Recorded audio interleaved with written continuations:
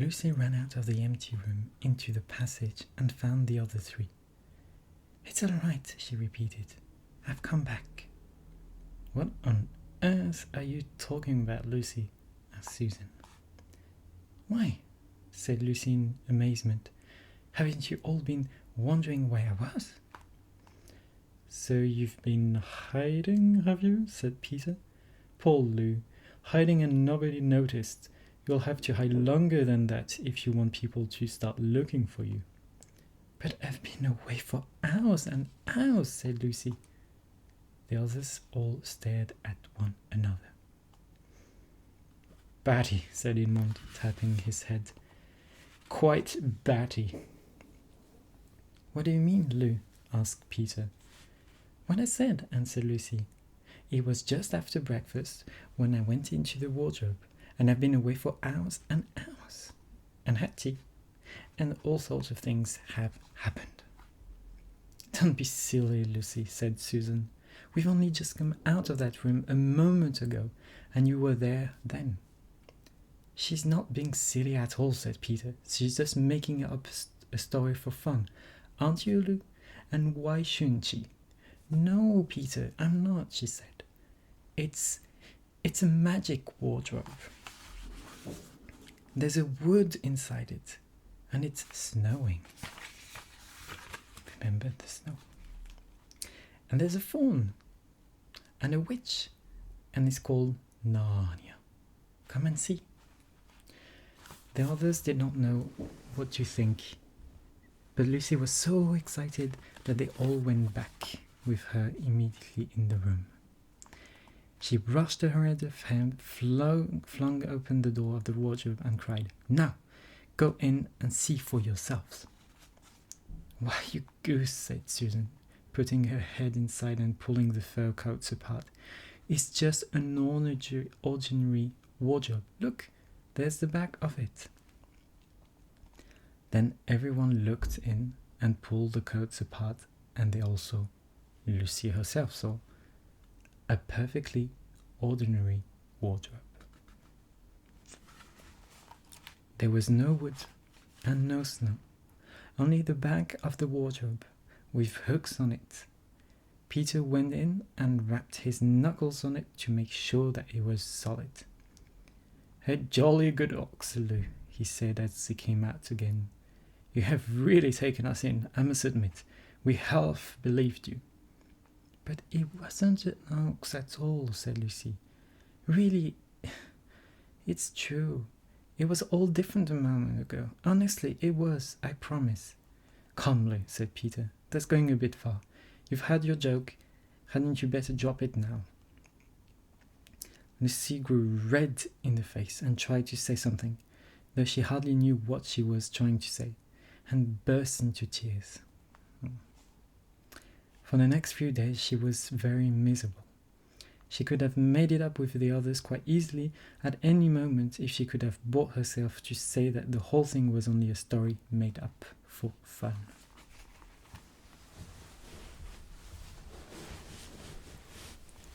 But Lucy was a very truthful girl, and she knew that she was really in the right, and she could not bring herself to say this.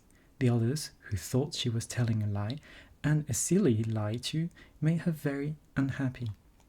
The two elder ones did this without meaning to do it, but Edmund could be spiteful, and on this occasion he was spiteful. He sneered and jeered at Lucy, and kept on asking her if she'd found any other new countries in other cupboards all over the house. What made it worse was that these days had to have been delightful. The weather was fine, and they were out of doors from morning to night, bathing, fishing, climbing trees, and lying in the heather. But Lucy could not properly enjoy any of it, and so things went on until the next wet day. That day, when it came to the afternoon and there was still no sign of a break in the weather, they decided to play hide and seek. Susan was it, and as soon as the others scattered to hide, Lucy went to the room where the wardrobe was. She did not mean to hide in the wardrobe, because she knew that would only set the others talking again about the whole wretch business. But she did want to have one more look inside it, for by this time she was beginning to wonder herself whether Narnia and the fawn had not been a dream. The house was so large and complicated and full of hiding places that she thought she would have time to have one look into the wardrobe and then hide somewhere else. But as soon as she reached it, she heard steps in the passage outside, and then there was nothing for it but to jump into the wardrobe and hold the door closed behind her. She did not shut it properly, because she knew that it was very silly to shut oneself into a wardrobe, even if it's not a magic one. Now, the steps she had heard were those of Edmund, and he came into the room just in time to see Lucy vanishing into the wardrobe. He at once decided to get into it himself, not because he thought it was a particularly good place to hide, but because he wanted to go on teasing her about her imaginary country. He opened the door. There were the coats hanging up as usual, and a smell of mothballs and darkness and silence, and no sign of Lucy. She thinks I'm Susan, come to catch her, said Edmund to himself, and so she's keeping very, very quiet in the back. He jumped in and shut the door, forgetting what a very foolish thing this is to do. Then he began feeling about for Lucy in the dark. He had expected to find her in a few seconds, and was very surprised when he did not. That's him. He decided to open the door again and let in some light. But he could not find the door either. He didn't like this at all and began groping wildly in every direction. He even shouted out, "Lucy, look, where are you? I know you're here." There was no answer, and Edmund noticed that his own voice had a curious sound. Not the sound you expect in a cupboard, but a kind of open air sound. He also noticed that he was unexpectedly cold, and then he saw a light. "Thank goodness," said Edmund. "The door must have swung open of its own accord." He forgot all about Lucy and went towards the light, which he thought was the open door of the wardrobe. But instead of finding himself stepping out into the spare room, he found himself stepping out from the shadow of some thick, dark fir trees into an open place in the middle of the wood. Look.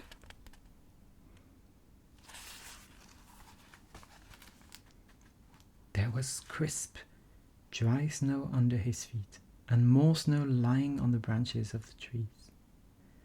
Overhead there was a pale blue sky, the sort of sky one sees on a fine winter day in the morning.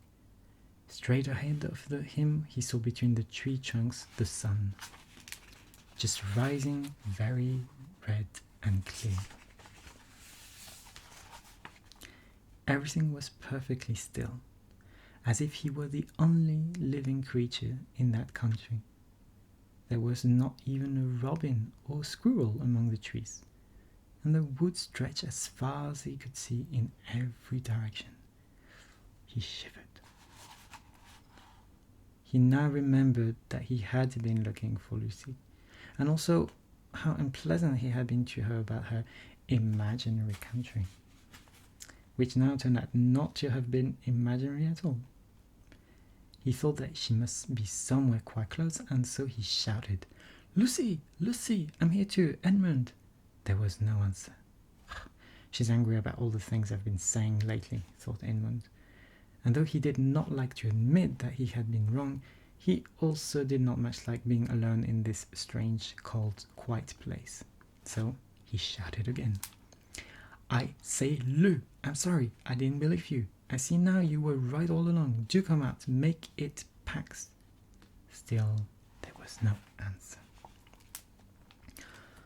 "Just like a girl," said Edmund to himself. sulking somewhere and won't accept an apology. He looked around him again and decided he did not much like this place, and had almost made up his mind to go home when he heard, very far off in the wood, a sound of bells. He listened, and the sound came nearer and nearer, and at last there was swept into sight a sledge drawn by 2 reindeer. The reindeer were about the size of Shetland ponies, and their hair was white, that even the snow hardly looked white compared with them. Their branching horns were gilded and shone like something on fire when the sunrise caught them. Their harness was of scarlet leather and covered with bells. On the sledge, driving the reindeer, sat a fat dwarf, who would have been about 3 feet high if he had been standing. He was dressed in polar bear's fur, and on his head he wore a red hood with a long gold tassel hanging down from its point. His huge beard covered his knees and served him instead of a rug. But behind him, on a much higher seat, in the middle of the sledge, sat a very different person. A great lady, taller than any woman that Edmund had ever seen. She also was covered in white fur up to her throat and held a long, straight, golden wand in her right hand and wore a golden crown on her head. Her face was white, not merely pale, but white like snow or paper or icing sugar, except for her very red mouth. It was a beautiful face in other respects, but proud and cold and stern. The sledge was a fine sight as it came sweeping towards Edmund, with the bells jingling and the dwarf cracking his whip and the snow flying upon each side of it. "Stop," said the lady, and the dwarf pulled the reindeer up so sharp that they almost sat down. Then they recovered themselves and stood champing their bits and blowing. In the frosty air, the breath coming out of their nostrils looked like smoke. "And what, pray, are you?" said the lady, looking hard at Edmund. My name's Edmund," said Edmund, rather awkwardly. He did not like the way she looked at him. The lady frowned. "Is that how you address a queen?" she asked, looking sterner than ever. "I beg your pardon, your Majesty. I didn't know," said Edmund. "Not now? The Queen of Narnia?" cried she. "Ah, you shall know us better hereafter, but I repeat, what are you?" "Please, your Majesty," said Edmund, "I don't know what you mean. I'm at school. At least I was. It's the holidays now." "Look, it's the Queen of Narnia."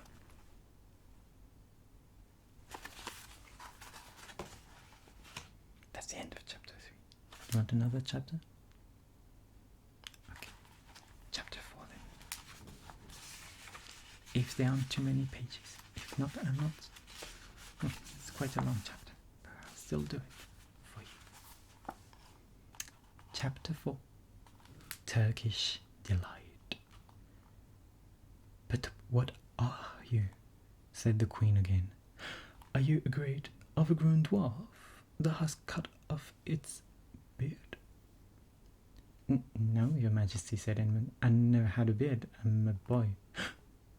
"A boy?" said she.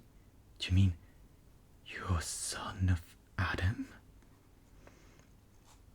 Edmund stood still, saying nothing. He was too confused by this time to understand what the question meant.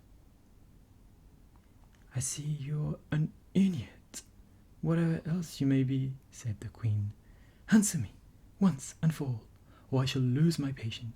Are you human?" "Yes, your Majesty," said Edmund.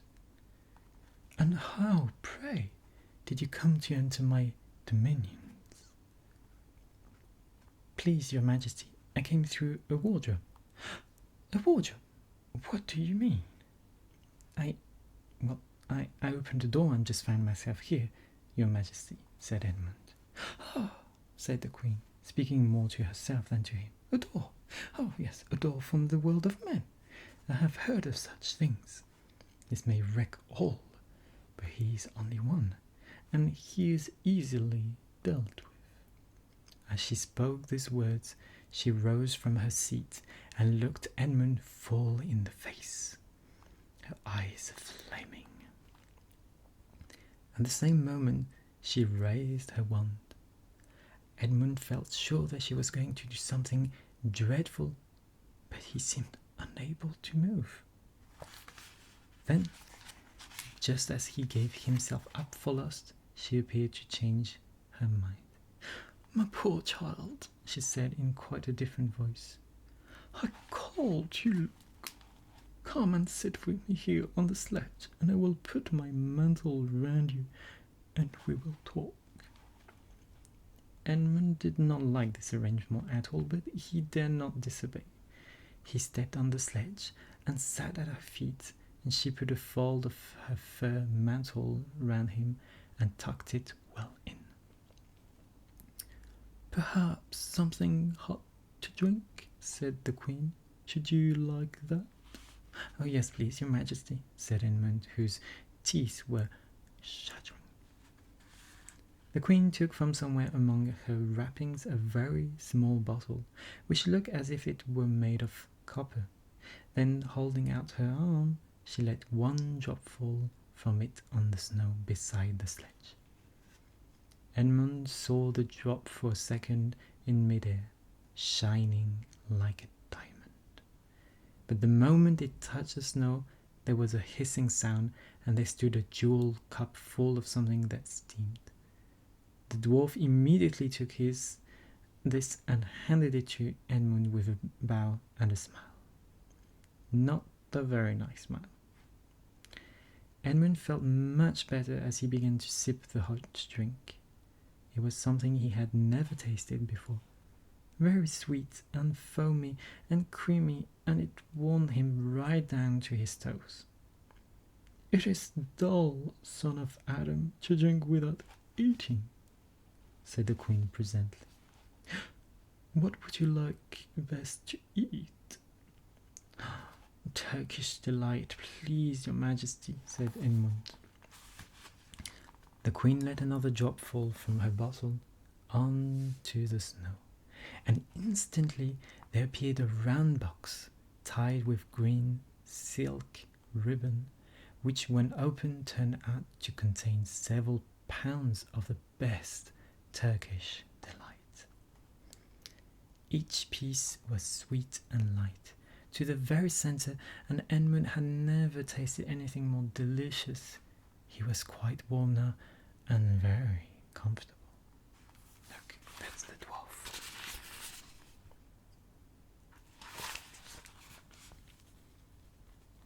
While he was eating, the Queen kept asking him questions. At first Edmund tried to remember that it is rude to speak with one's mouth full, but soon he forgot about this and thought only of trying to shovel down as many Turkish delights as he could. And the more he ate, the more he wanted to eat, and he never asked himself why the Queen should be so inquisitive. She got him to tell her that he had one brother and two sisters, and that one of his sisters had already been in Narnia and had met a fawn there, and that no one except himself and his brother and his sisters knew anything about Narnia. She seemed especially interested in the fact that there were 4 of them, and kept on coming back to it. "You are sure there are just 4 of you?" she asked. 2 sons of Adam and 2 daughters of Eve. Neither more nor less." And Edmund, with his mouthful of Turkish delight, kept on saying, "Oh, yes, I told you that before," and forgetting to call her Your Majesty, but she didn't seem to mind. At last the Turkish delight was all finished, and Edmund was looking very hard at the empty box and wishing that she would ask him whether he would like some more. Probably the Queen knew quite well what he was thinking, for she knew, though Edmund did not, that this was enchanted Turkish delight, and that anyone who had once tasted it would want more and more of it, and would even, if they were allowed, go on eating it till they killed themselves. Oh, it's awful. It's like sugar. But she did not offer him any more. Instead, she said to him, "Son of Adam, I should so much like to see your brother and your 2 sisters. Will you bring them to see me?" "I'll try," said Edmund, still looking at the empty box. "Because if you did come again, bringing them with you, of course, I'd be able to give you some more Turkish delight. I can't do it now. The magic will only work once. In my own house, it would be another matter." "Why can't we go to your house now?" said Edmund. When he had first got onto the sledge, he had been afraid that he might drive away with him to some unknown place from which he would not be able to get back. But he had forgotten about that fear now. "It is a lovely place, my house," said the Queen. I am sure you would like it. There are whole rooms full of Turkish delight, and what's more, I have no children of my own. I want a nice boy whom I could bring up as a prince and who would be king of Narnia when I am gone. While he was prince, he would wear a gold crown and eat Turkish delight all day long. And you are much the cleverest and handsomest young man I've ever met. I think I would like to make you the prince someday, when you bring the others to visit me." "Why not now?" said Edmund. His face had become very red and his mouth and fingers were sticky. He did not look either clever or handsome, whatever the Queen might say. "Oh, but if I took you there now," said she, "I shouldn't see your brother and your sisters. I very much want to know your charming relations. You are to be the prince, and later on the king. That is understood, but you must have courtiers and nobles. I will make your brother a duke, and your sisters duchesses." "There's nothing special about them," said Edmund, "and anyway I could always bring them some other time." "But once you were in my house," said the Queen, "you might forget all about them. You would be enjoying yourself so much that you wouldn't want the bother of going to fetch them. No, you must go back to your own country now and come to me another day with them. You understand? It is no good coming without them." "But I don't even know the way back to my own country," pleaded Edmund. "Oh, that's easy," answered the Queen. "Do you see that lamp?" She pointed with her wand, and Edmund turned and saw the same lamppost under which Lucy had made the fawn. "Straight on. Beyond that, it's the way to the world of men. And now look the other way." Here she pointed in the opposite direction. "And tell me if you can see 2 little hills rising above the trees." "I think I can," said Edmund. "Well, my house is between those 2 hills. The next time you come, you have only to find the lamppost and look for those 2 hills and walk through the wood till you reach my house. But remember, you must bring the others with you. I might have to be very, very angry with you if you came alone." "I'll do my best," said Edmund. "And by the way," said the Queen, You needn't tell them about me. It would be fun to keep it a secret between us two, wouldn't it? Make it a surprise for them. Just bring them along to the 2 hills. A clever boy like you will easily think of some excuse for doing that. And when you come to my house, you could just say, let's see who lives here. Or something like that. Sure, that would be the best. If your sister has met one of the fawns, she might have heard strange stories about me. Nasty stories that might make her afraid to come to me. Fawns will say anything, and please, said Edmund suddenly, please, couldn't I have just one piece of Turkish delight to eat on the way home? No, said the queen with a laugh. You must wait till next time. While she spoke, she signalled to the dwarf to drive on, but as the sledge swept away out of sight, the queen waved to Edmund, calling her, next time, don't forget, come soon. Edmund was still staring after the sledge when he heard someone calling his own name, and looking round he saw Lucy coming towards him from another part of the wood. Oh, Edmund, she cried, so you've got into, isn't it wonderful? And now, all right, said Edmund. I see you were right, and it's a magical wardrobe after all. I'll say I'm sorry if you like. But where on earth have you been all this time? I've been looking for you everywhere. If I had known you had got in, and have waited for you, said Lucy, who was too happy and excited to notice how snappishly Edmund spoke, or how flushed and strange his face was. Having a lunch with dear Mr. Tumnus, the fawn, and he's very well, and the white witch has done nothing to him for letting me go.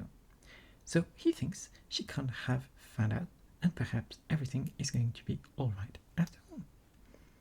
The white witch, said Edmund. Who's she? She's a perfectly terrible person, said Lucy. She calls herself the Queen of Narnia. That's the person that Edmund just met, said Lucy. Though she has no right to be queen at all, and all the fauns and dryads and naiads and dwarfs and animals, at least all the good ones, simply hate her. And she can turn people into stone and do all kind of horrible things. And she has made a magic so that it is always winter in Narnia. Always winter. But it never gets to Christmas. And she drives about on a sledge drawn by reindeer with her wand in her hand and a crown on her head. Edmund was already feeling uncomfortable from having eaten too many sweets, and when he heard that the lady he had made friends with was a dangerous witch, he felt even more uncomfortable.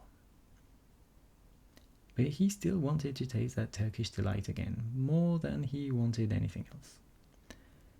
Who told you all that stuff about the white witch? He asked. Mr. Tumnus, the fawn, said Lucy. You can't always believe what fawns say, said Edmund, trying to sound as if he knew far more about them than Lucy. Who said so? Everyone knows it, said Edmund. Ask anybody you like. But it's pretty poor sport standing here in the snow. Let's go home. Yes, let's, said Lucy. Oh, Edmund, I am glad you've got into. The others will have to believe in Narnia and that both of us have been there. What fun it will be. But Edmund secretly thought that it would not be as good fun for him as for her.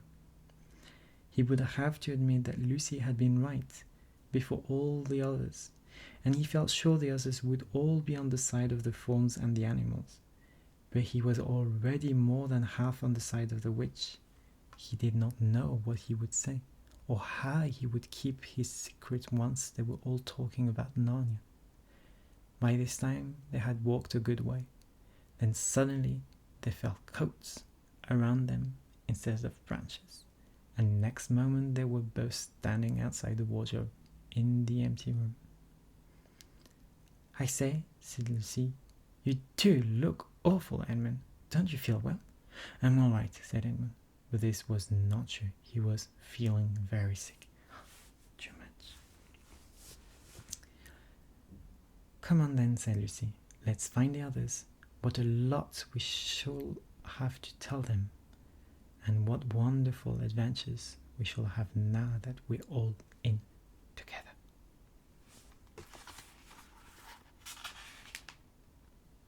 And next chapter will be back on this side of the door. But this will be for next time, okay? Okay. No, you have to go to bed. Come on.